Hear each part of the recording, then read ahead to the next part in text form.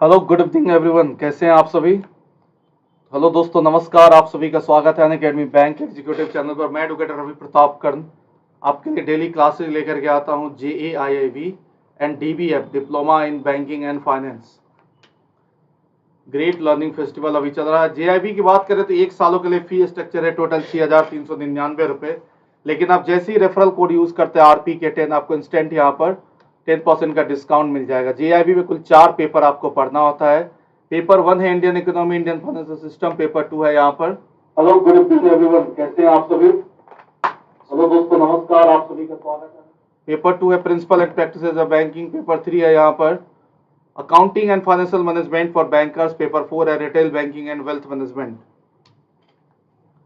जो पेपर 1 है Indian economy, Indian financial system, इसके मॉड्यूल ए में है इंडियन इकोनॉमिक आर्किटेक्चर्स।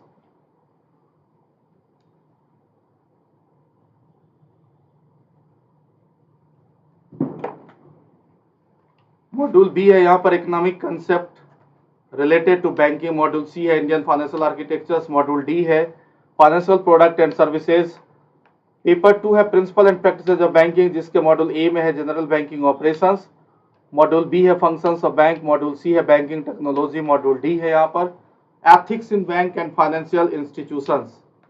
जो आपका पेपर नंबर 3 है accounting and financial management for bankers, इसके मॉड्यूल ए में है accounting principle and process. Paper module B है यहाँ पर principal financial statement and core banking system. Module C है फाइनेंशियल मैनेजमेंट। मॉड्यूल डी है taxation and fundamental of costing. जो paper number 4 है retail banking and wealth management, इसके module A में है रिटेल बैंकिंग। मॉड्यूल बी है retail product and recovery. Module C है यहाँ पर support services marketing of banking services products. Module D है wealth management and module E है additional reading material on home loans. तो पहला क्वेश्चन आज हम आपके लिए लाए हैं मॉड्यूल डी फाइनेंशियल प्रोडक्ट का यूनिट नंबर 32, जो आपका बचा हुआ था सेशन यूनिट 32।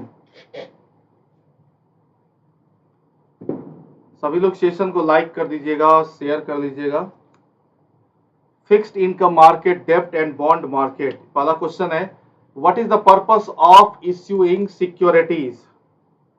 बताइएगा आंसर क्या होगा।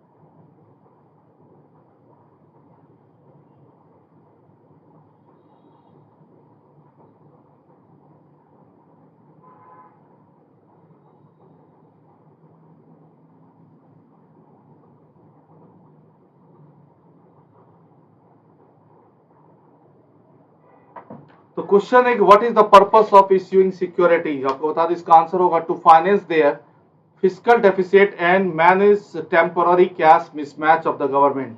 ये जो है ये यूनिट 32 है फिक्स्ड इनकम मार्केट, डेब्ट and bond market. Next question है कि which of the following is not included in the government securities. Central government securities, treasury bill, corporate bonds या state development loan. Ravindra Meena ji, very good evening. 1D। सभी लोग session को ज्यादा से ज्यादा share कर लीजिएगा, लाइक कर लीजिए। तो क्वेश्चन यहाँ पर कि which of the following is not included in the government securities. Central government securities या ट्रेजरी बिल, कॉर्पोरेट बॉन्ड या state development loans. Ravindra Meena 2C। इसका आंसर हो जाएगा यहाँ पर कॉर्पोरेट बॉन्ड्स। नेक्स्ट क्वेश्चन है which of the following is not a type of government security. Question है which of the following is not a type of government security. पहला option है central government security, दूसरा है treasury bill, तीसरा state development loan and चौथा है municipal bonds of banking. बताइएगा answer.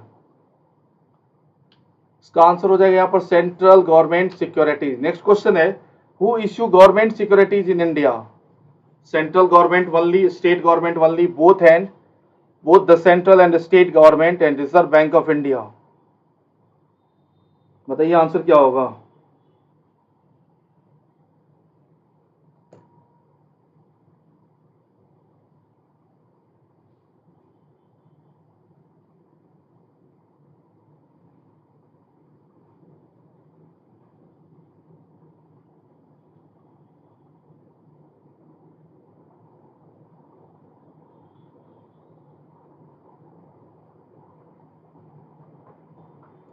Question है रविंद्र मीना 5D, बहुत बढ़िया।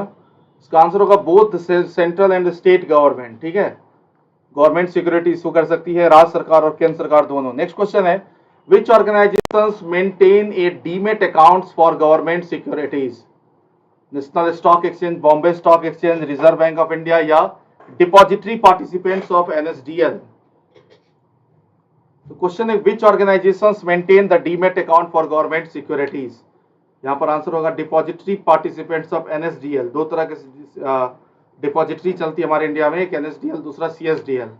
नेक्स्ट क्वेश्चन है what are the 3 important parameters for any bond?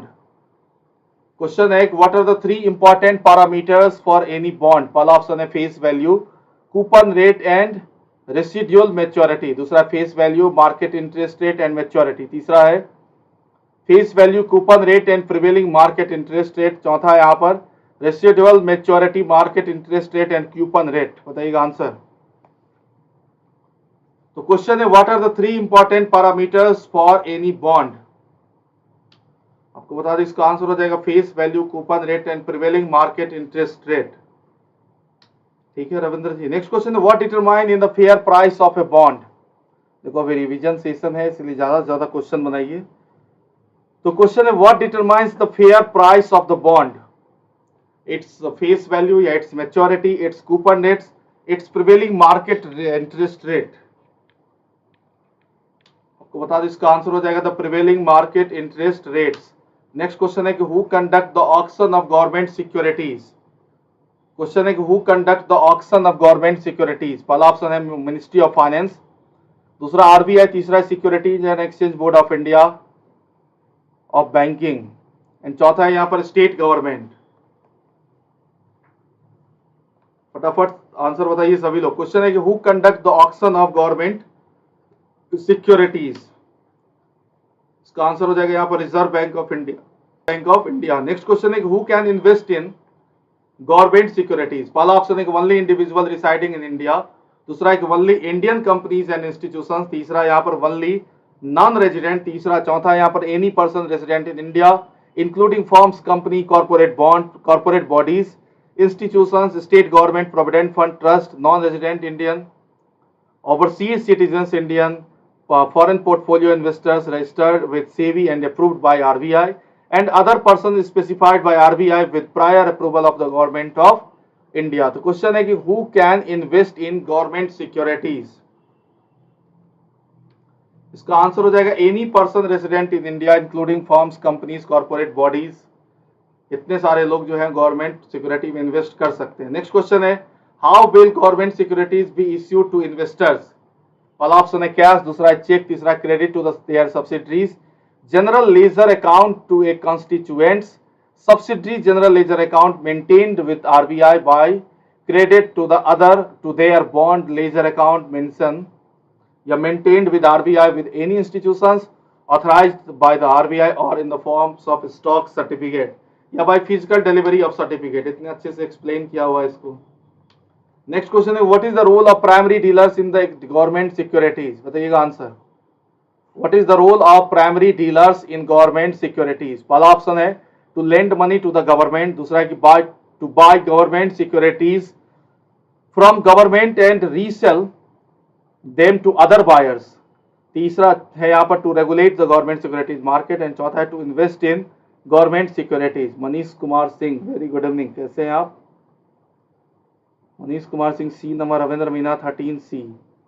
Questions का आंसर बताइए, नंबर के साथ आंसर बताइएगा। क्वेश्चन है कि what is the role of primary dealers in the government securities market? इसका आंसर होगा कि to buy government securities from the government and resell them to other buyers. Next question is what is the significance of turnover ratio for primary dealers? Turnover ratio for primary dealers. पहला option है it determines the number of government securities. A primary dealers can buy and sell. PD लिखा हुआ short में. दूसरा यहाँ पर it determines the credit worthiness of the primary dealers. तीसरा है it determines the regulatory compliances of the primary dealers. And चौथा है it determines the profitability of the primary dealers. बताइएगा answer.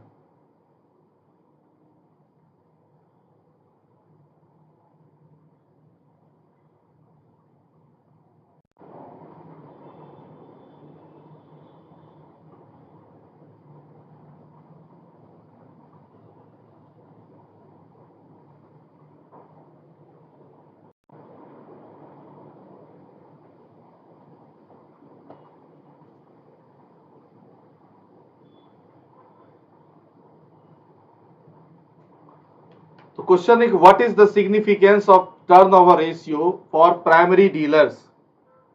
For primary dealers.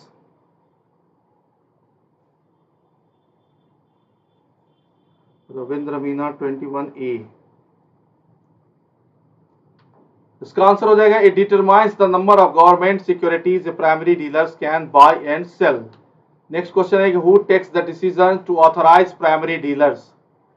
Who takes the decisions to authorize primary dealers? पहला option है ministry of finance, दूसरा है securities and exchange board of India, तीसरा है reserve bank of India and चौथा है national stock exchange. National stock exchange. बताइएगा answer क्या होगा.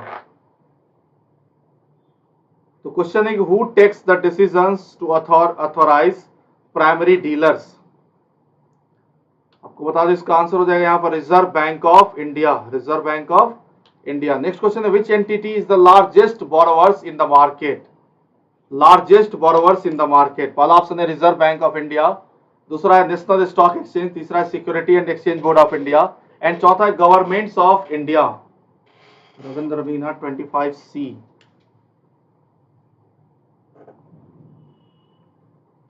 इसका आंसर हो जाएगा governments of India. Largest borrowers in the market. Next question है व्हाट इज फिम्डा. फिम्डा जिसको बोलते हैं fixed income money market derivatives association. बताइएगा answer. Mukesh Kumar C number. किसका C है मुकेश बताइए, नंबर के साथ बताइए. तो क्वेश्चन है व्हाट इज फिम्डा. पहला है ऑप्शन ये self regulatory organizations for the fixed income and derivatives market in India, दूसरा है कमर्शियल बैंक इन इंडिया, तीसरा है financial institutions in India and चौथा है प्राइमरी डीलर्स इन इंडिया. यहाँ पर आंसर हो जाएगा एक self regulatory organizations for the fixed income and derivatives market in India. Next question है कि who are the members of फिम्डा.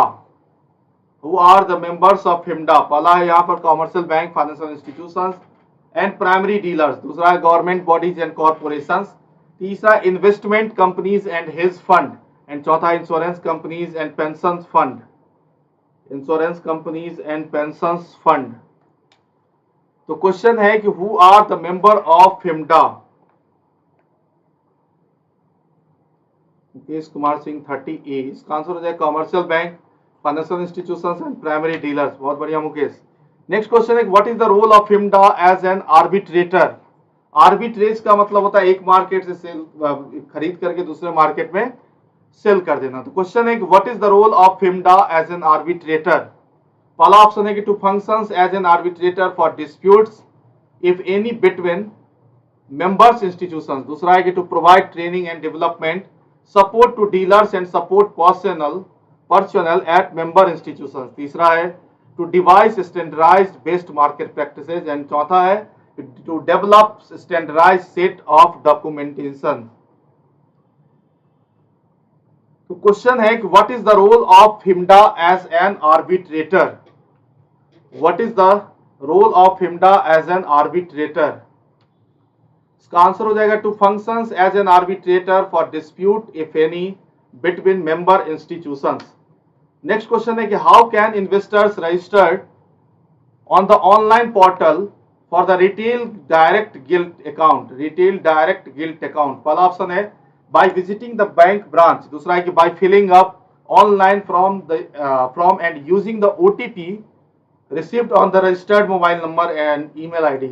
तीसरा है by mailing the registrations from to the RBI. and चौथा है by providing their details on a phone call.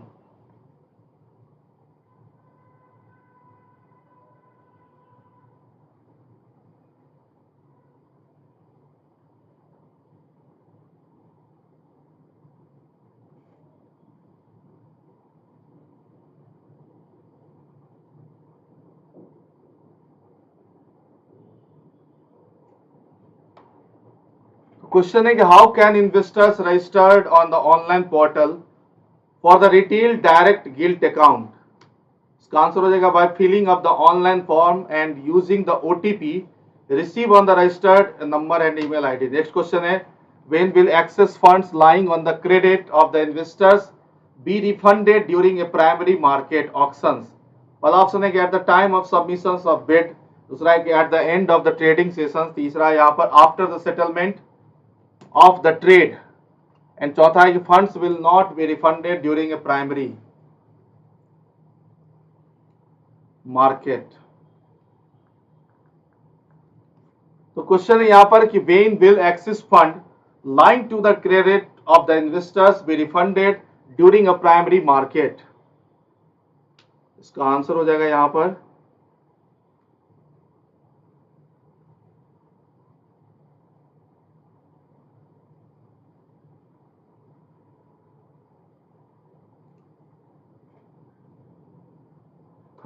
D.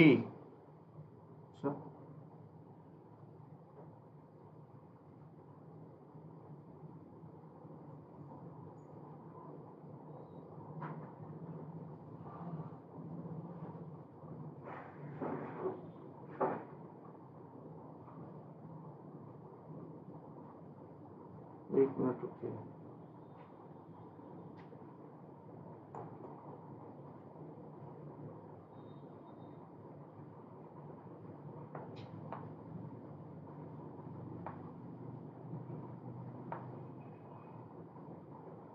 Question है कि how will security purchased in the secondary market transactions be credited the investors RDG account. बताइए answer. On the day of allotment, on the day of submissions of bid, या on the day of settlement, या on the day of maturity of the securities market auction.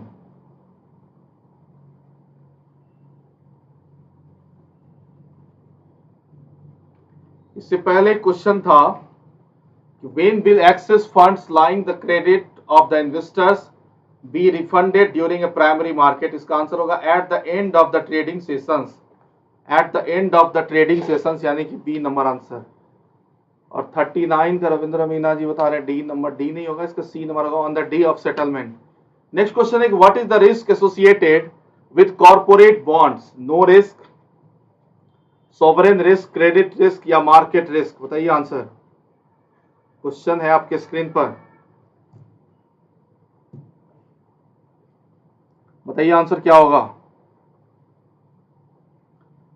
तो question है कि what is the risk associated with the corporate bond.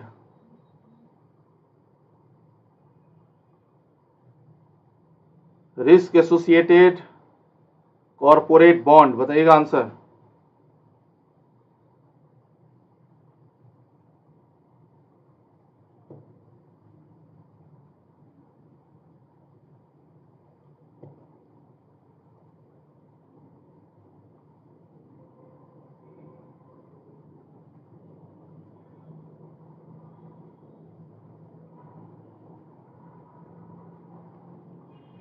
Corporate bond क्या होता है? Credit risk होता है. नेक्स्ट क्वेश्चन है what does the rating triple A indicate for a corporate bond. High safety, highest safety, high risk of default या average risk of default या lowest safety.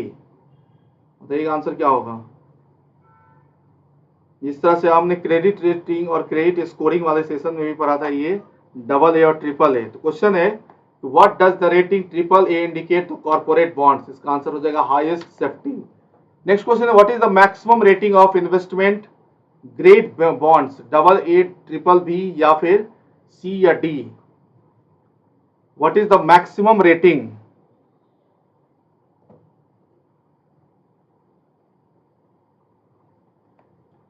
What is the maximum rating of investment grade bond? इसका answer हो जाएगा BBB। Next question है, फिम्डा के बारे में बताए थे हम, fixed income money market derivatives association with regards to regulators. पहला ऑप्शन है the functions as principal interface with the regulators on various issues that impact the functioning of this market। दूसरा है कि to provide training and development support to dealers and support personnel at members institutions। तीसरा यहाँ पर कि to devise standardized based market practices। and चौथा है कि to functions as an arbitrator for disputes if any between member institutions। इसका learning festival आ गया, एक minute.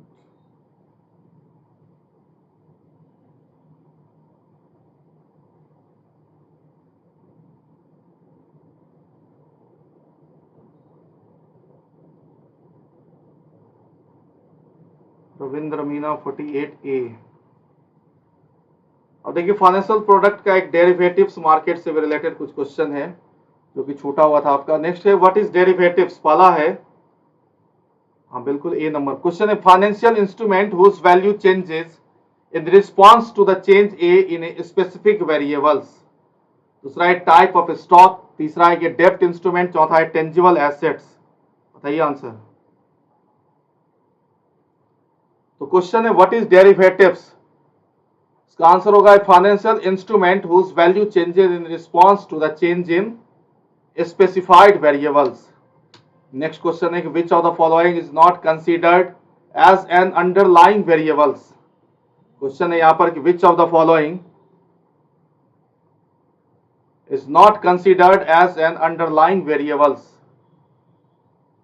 Interest rate, commodity price, market demand या क्रेडिट रेटिंग। मुकेश कुमार सिंह ए नंबर, रविंद्र मीना 1A। 2 का बताइए answer.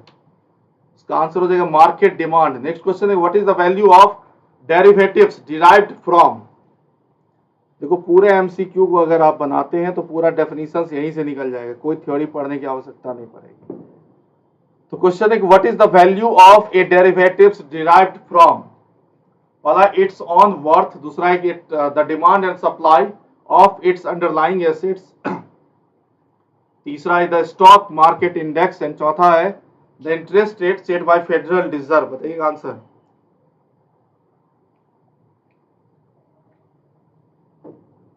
Question है कि what is the value of derivatives derived from. इसका answer होगा the demand and supply of its underlying assets, of its underlying assets. Next question है which of the following is an example of financial assets underlying A derivatives.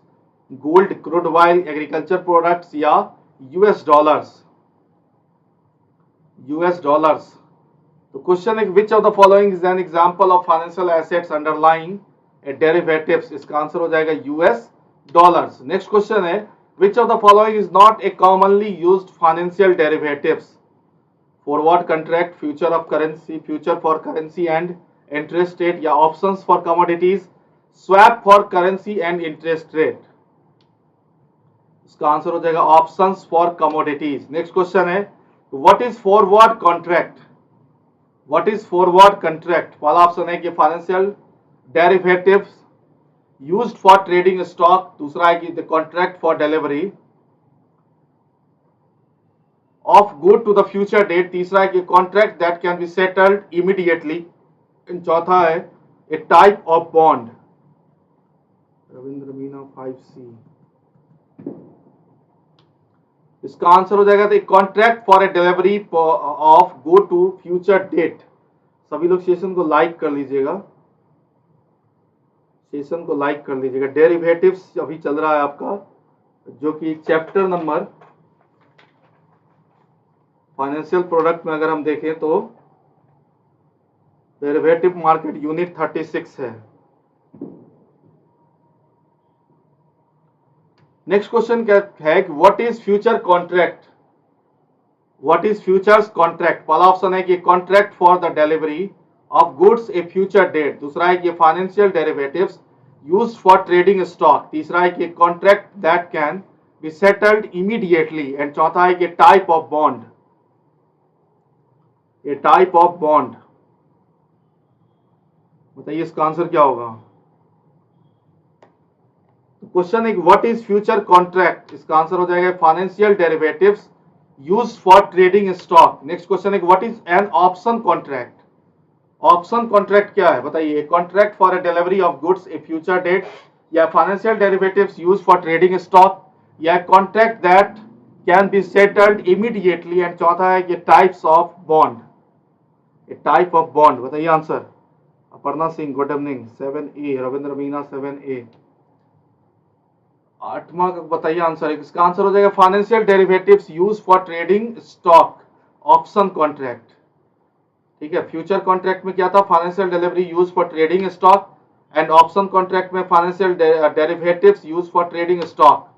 Next question है यहाँ पर what is swap contract, swap contract क्या है। पहला option है contract for the delivery of goods at a future date, दूसरा है a financial derivatives use for trading stock, तीसरा है a contract that can be settled immediately, and चौथा है यहाँ पर कि an agreement to exchange one set of cash flows for another। इसका आंसर हो जाएगा an agreement to the exchange one set of cash flows for another।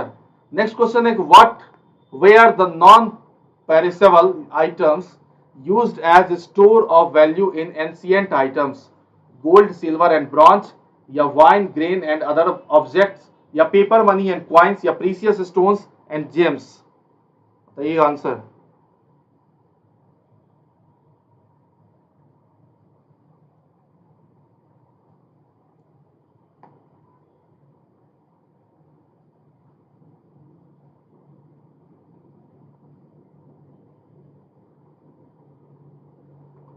तो question है कि what were the non perishable items used for a store of value in ancient items, ancient items non perishables। ठीक है, next question है what did health of millets used for underlying commodity in the world first recorded derivatives transactions, olive oil, wine या grain या meats।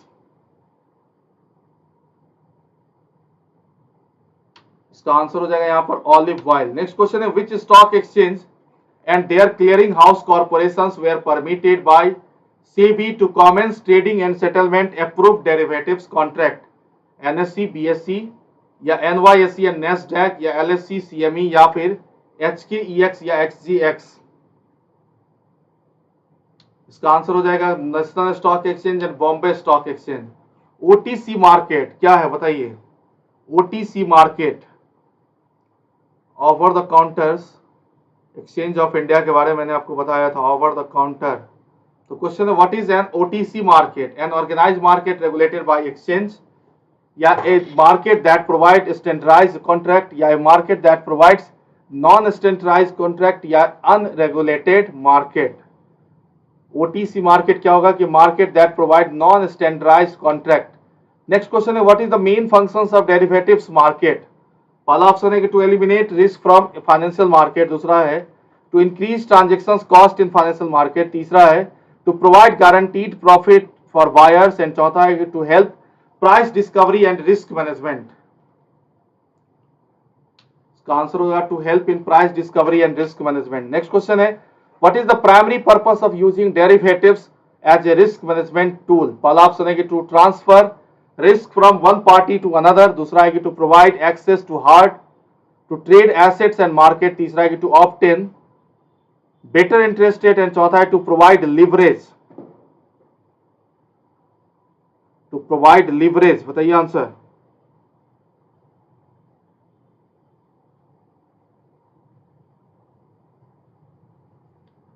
विवेक 29B, बहुत बढ़िया।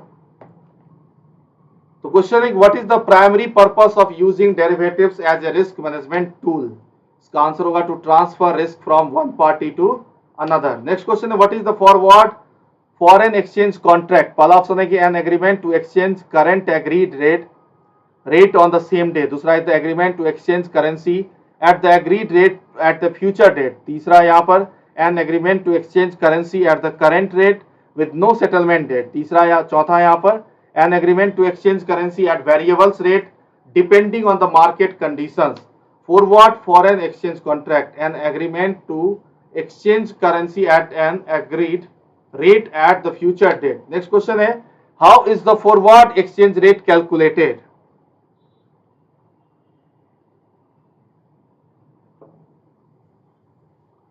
तो question है कि how is the forward exchange rate calculated?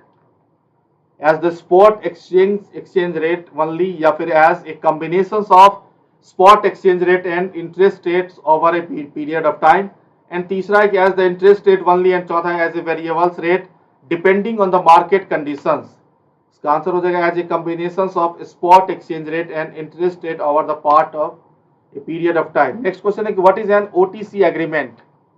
OTC है over the counter, ओटीसीआई के बारे में हम बताए थे, over the counter exchange of India. पहला ऑप्शन है कि an agreement made on regulated exchange, दूसरा है कि an agreement made through a broker, तीसरा है कि an agreement made between two parties directly, चौथा है कि an agreement made through a central counter party. OTC agreement, an agreement between two parties directly. Unacademy learning festival अभी चल रहा है, अनअकैडमी लर्निंग ऐप पर मुझे आप सर्च कर सकते हैं रवि प्रताप कर्ण के नाम से, कोड है मेरा RP10। अभी तक आपने सब्सक्रिप्शन नहीं लिया तो सब्सक्रिप्शन ले लीजिएगा। यूट्यूब की क्लासेस रात के 9 बजे, प्लस क्लासेस 10 बजे और स्पेशल की क्लास 11:15 पर हमारी है। और कल है आपका एग्जामिनेशन का टाइम। इंडियन इकोनॉमी और इंडियन फाइनेंशियल सिस्टम से जितने भी क्वेश्चंस थे मैंने कराया है लगभग, और लगभग क्या पूरा क्वेश्चन करा दिया, सारा चैप्टर टोटल मिलाकर के हम बात करें तो यूनिट 45 तक था आपका मॉड्यूल ABCD, और ये पूरे मॉड्यूल ABCD से सारे क्वेश्चंस करवा चुके हैं। वैसे अभी आज क्लास है रात के 10 बजे प्लस के सेशन, उसके बाद आपको बता दें रात 10 बजे प्लस के सेशन 11:15 पर है आपका स्पेशल क्लास, और फिर उसके बाद है आपका यूट्यूब सेशन। और कल सुबह जो है हम 6 से 7 लेंगे क्लासेस, 6 से 7 एक छोटा सा रिवीजन सेशन होगा। और आपको बता दें कि यहाँ पर आपका जो एग्जामिनेशन का टाइम है कल 11 से 1 है टाइमिंग। अगर सेंटर थोड़ा सा दूर होगा तो पहले चले जाइएगा, सेंटर देख लीजिएगा। क्वेश्चंस बनाते समय थोड़ा ध्यान रखिएगा, जिस क्वेश्चन में ऑल ऑफ द अबव हो उसमें सारे स्टेटमेंट को ढंग से पढ़िएगा, both A B C D ऐसे करके अगर ऑप्शन आए तो सारा स्टेटमेंट पढ़ना है, समय पूरा पर्याप्त है। 50% आपको मार्क्स लाना है, निगेटिव मार्किंग है नहीं तो ज़्यादा चिंता करने की ज़रूरत नहीं है। लेकिन तुक्का लगाने से पहले भी आप ऑप्शन से कट करिएगा, 2 ऑप्शन आप निकाल लीजिएगा, फिर 2 ऑप्शन में कंपेयर करना होगा। तो पूरे स्टेटमेंट को ढंग से पढ़िएगा, तो कोई ज़्यादा टफ नहीं है, 50% मार्क्स लाना बहुत ही आसान है। तो कल 7th में कल आपका एग्ज़ाम है, आप सभी को एग्ज़ाम के लिए बहुत बहुत शुभकामनाएं, all the best, good luck. फिर उसके बाद जो है कल जब आपका एग्ज़ाम हो जाएगा उसके बाद हम लोग principle and practices of banking की जो है वो ज़्यादा से ज़्यादा क्वेश्चन तो प्रैक्टिसेस करेंगे, क्योंकि वो 13th में को आपका एग्ज़ाम है, 14th को तो अकाउंट एंड फाइनेंस मैनेजमेंट का एग्ज़ाम है, उसके बाद 21st को है आपका retail banking and wealth management. तो हम ये कह रहे थे कि जो 13th है, 13th को जो एग्ज़ाम होगा आपका प्रिंसिपल प्रैक्टिसेस ऑफ बैंकिंग, जिसकी क्लासेस हम लोग कल ही से शुरू कर दें तो ज़्यादा अच्छा है। इस सेशन के बाद हम आपसे मिलते हैं 10 बजे प्लस में, 11:15 पे स्पेशल, 12 बजे यूट्यूब और सुबह 6 से 7 में यूट्यूब सेशन में। थैंक यू सो मच, फिर मिलते हैं। All the best for your examinations. कल अच्छे से एग्जाम दीजिएगा, एग्जाम के बाद आप बताइएगा रिव्यू जरूर किस तरह का क्वेश्चन आया था एग्जाम में। अगर मार्क्स जो है तुरंत आपको दिखता है वहां पर एग्जामिनेशन के बाद तो घबराने की जरूरत नहीं है, चारों पेपर मिला करके भी 50% हो तो भी आपका सिलेक्शन हो जाएगा, ठीक है। अगर मार्क्स कम भी हो तो दूसरे पेपर में आप ज़्यादा स्कोर कर लीजिएगा, इसीलिए ज़्यादा परेशान नहीं होना, एग्जाम के तुरंत बाद आपको मार्क्स दिख जाएगा, ठीक है। Thank you.